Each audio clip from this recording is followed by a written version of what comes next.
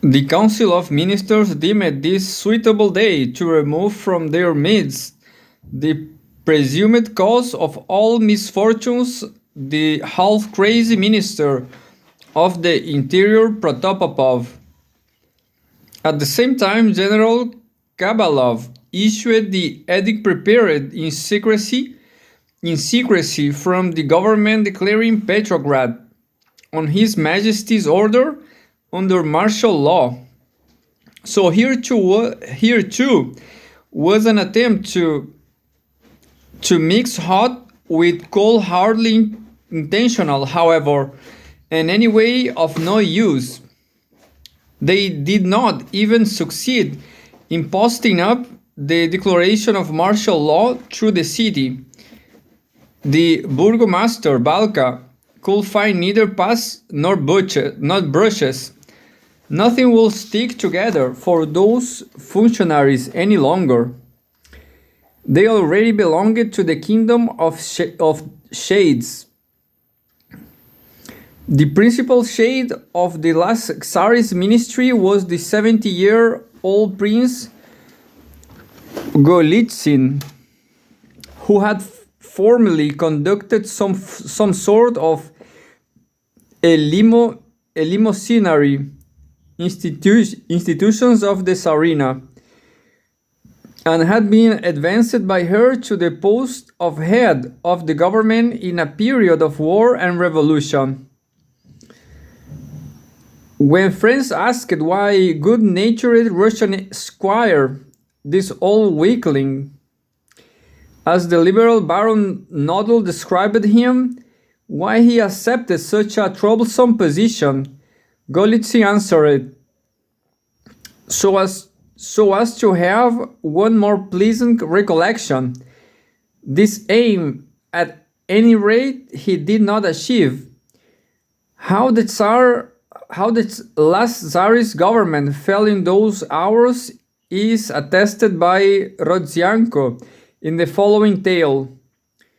With the first news of the movement of a crowd toward the Mariinsky Palace, where the ministry was in session, all the lights in the building were immediately put out. The government wanted only one thing, that the revolution should not notice it. The rumor, however, proved false. The attack did not take place, and when the lights were turned on, one of the members of the Tsarist government was found, to his own surprise, under the table. What kind of recollections he was accumulating there has not been established.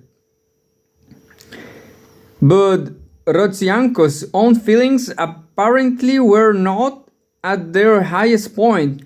After a long but vain hunt for the government by telephone, the president of the Duma tries again to ring up Prince Golitsyn. The latter answered him, "I beg you not to come to me with anything further. I have resigned." Hearing this news, Rodzianko, according to his loyal secretary, sank heavily in an armchair and covered his face with both hands. "My God, how horrible! Without a government, anarchy, blood," and softly wept. At the expiring of the senile ghost of the Tsarist power, Rodzianko felt unhappy, desolate, orphaned.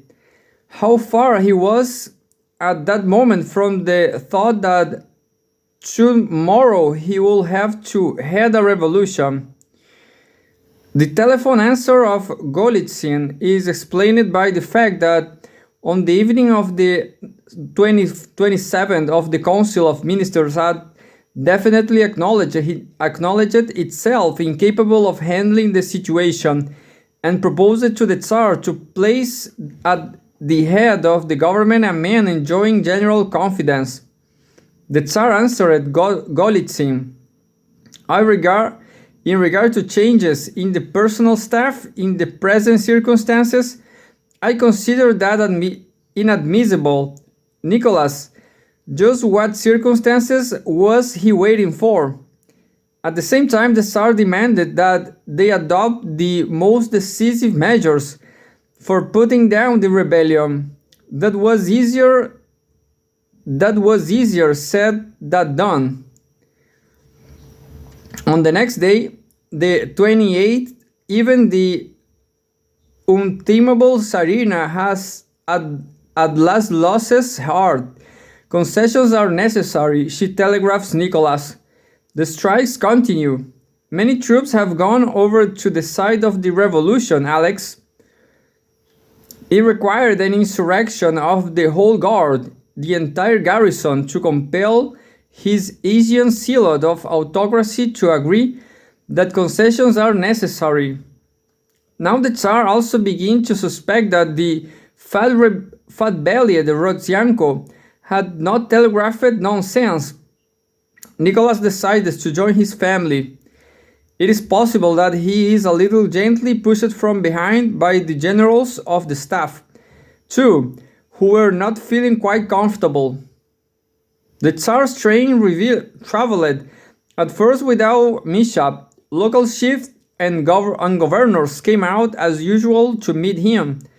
Far from the revolutionary whirlpool in his accustomed royal car, surrounded by the usual suite, the Tsar apparently again lost a sense of the close coming crisis. At 3 o'clock on the 28th, when the events had already settled his fate, he sent a telegram of the Tsarina from Vyazma. Wonderful weather. Hope you are well and calm. Many troops sent from the front. With tender love, Nikki. Instead of the concessions upon which even the Tsarina is insisting, the tenderly loving Tsar is sending troops from the front. But in spite of what wonderful weather, in just a few hours the Tsar will stand face to face with the revolutionary storm. His train went as far as the Visher station. The railroad workers would not let it go farther. The bridge is damaged. Most likely this pretext was invented by the courtiers themselves in order to soften the situation. Nicholas tried to make his way, or they tried to get him through by way of Bologo of the Nikolaev's railroad. But here too the workers would not let the train pass. This was far more palpable than all the Petrograd telegrams. The Tsar had broken away from headquarters and could not make his way to the capital. With his simple railroad pawns, the revolution had cried check to the king. The court historian Dubensky, who accompanied the Tsar in his train, writes in his diary, everybody realizes that this midnight turn at Vashir is a historical night. To me, it is perfectly clear that the question of a continuance is settled. It will surely be introduced. Everybody is saying that it is only necessary to strike a bargain with them, with the members of the provisional government, facing a lower semaphore, behind which moral danger is thickening. Count Frederick's Prince Dolgoruki, Count Lichtenberg, all of them, all those high lords are now for a constitution. They no longer think of struggling. It is only necessary to strike a bargain, that is, try to fool them again as in 1905. While the train was wandering and finding no road, the Tsarina was sending the Tsar telegram after telegram, appealing to him to return as soon as possible. But her telegrams came back to her from the office with the description in blue pencil, whereabouts of the address unknown. The telegraph clerks were unable to locate the Russian Tsar. The regiments marched with music and banners to the Tauride Palace. A company of the guards marched under the command of Cyril Vladimirovich, who had quite suddenly, according to the Countess Klein Michael, developed a revolutionary streak. The sentries disappeared. The intimates were abandoning the palace. Everybody was saving himself who could, relates Virubova. Bands of revolutionary soldiers wandered about the palace and with eager curiosity looked over everything. Before they had decided up above what should be done, the lower ranks were converting the palace of the Tsar into a museum. The Tsar, his location unknown, turns back to Pskov, to the headquarters of the Northern Front, commanded by the old General Trotsky. In the Tsar's suite, one suggestion follows another. The Tsar procrastinates. He is still reckoning in days and weeks, while the revolution is keeping its count in minutes.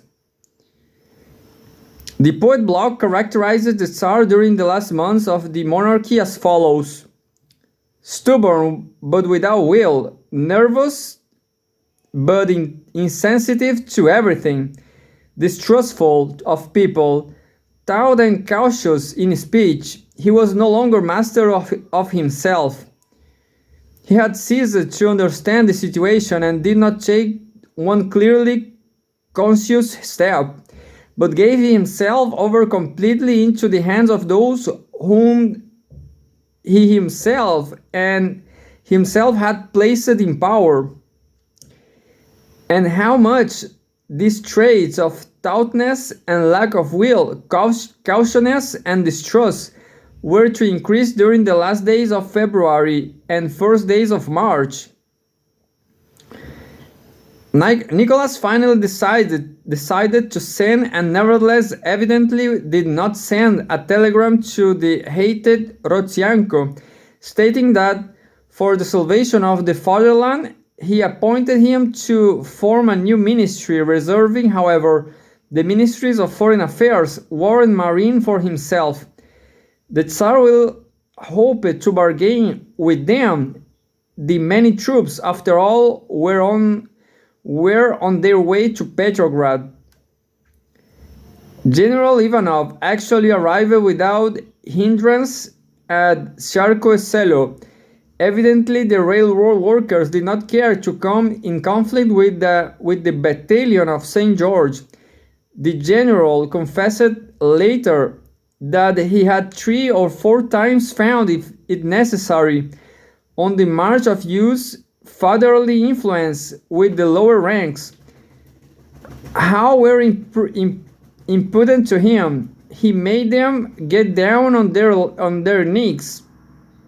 Immediately upon the arrival of the dictator in Tsarskoe Selo, the local authorities informed him that an encounter between the battalion of St. George and the troops would mean danger to the Tsar's family. They were simply afraid of themselves and advised the dictator to go back without detraining. General Ivanov telegraphed to the other dictator, Kabalov, in Petrograd 10 questions, to which he received succinct answers. We will quote them in full, for they deserve it. Ivanov questions. First, how many troops are in the order and how many are misbehaving? Kabalov's replies: I have at my disposal in the admirantly building 4 corn companies of the guard, 5 squadrons of cavalry and Cossacks, and 2 batteries. The rest of troops have gone over the revolutionists, or by agreement with them are remaining neutral. Soldiers were wandering through the towns silently or in bands disarming officers. Question 2. Which railroad stations are guarded? All the stations are in hands of the revolutionists and strictly guarded by them. Question 3. In what part of the city is order preserved? The whole city is in hands of the revolutionists. The telephone is not working. There is no communication between different parts of the city. Question 4. What authorities are governing the different parts of the city? I cannot answer this question. Question 5. Are all the ministries functioning properly? The ministries have been arrested by the revolutionists. Question 6. What police forces are at your disposal at the present moment? None whatever. Question 7. What technical and supply institutions of the War Department are now in your control? I have none. Question 8. What quantity of provisions what quantity of provision is at your disposal? There are no provisions on my disposal. In the city on February 5th, there were 5,600,000 pounds of flour in store. Question 9. Have many weapons, artillery, and military stores fallen into the hands of the mutineers? All the artillery establishments are in the hands of the revolutionists. Question 10. What military forces and the staff are in your control? The chief of the staff of district is in my personal control. With the other district administrations, I have no connections. Having received this unequivocal illumination as to the situation, General Ivanov agreed to turn back his echelon without the training to the station no. Thus concludes one of the chief personages of the staff, General Lukomsky. Nothing came on the expedition of General Ivanov with dictatorial powers, but a public disgrace. That disgrace, incidentally, was a very quiet one, sinking unnoticed in the bellowing events. The dictator, we may suppose, delivered the provisions to his friends in Petrograd and had a long chat with the Tsarina. She referred to her self-sacrificing work in the hospitals and complained of the ingratitude of the army and the people. During this time, news was arriving at Pskov by May of Mogilev, Blaker and Blaker, His Majesty's own bodyguard, in which every soldier was known by name and coddled by the royal family, turning up at the State Duma asking permission to arrest those officers who had refused to take part in the insurrection. Vice Admiral Kurovsky reported that the found is impossible to take any measures to put down the insurrection at Kronstadt, since he could not vouch for the loyalty of a single detachment. Admiral Nepenin telegraphed that the Baltic fleet had recognized the provincial committee of the State Duma. The Moscow commander-in-chief Morozovsky telegraphed, "A majority of the troops have gone over voluntarily to the revolutionists. The whole town is therefore in their hands. The burgomaster and his side have left the city hall. Have left means they fled.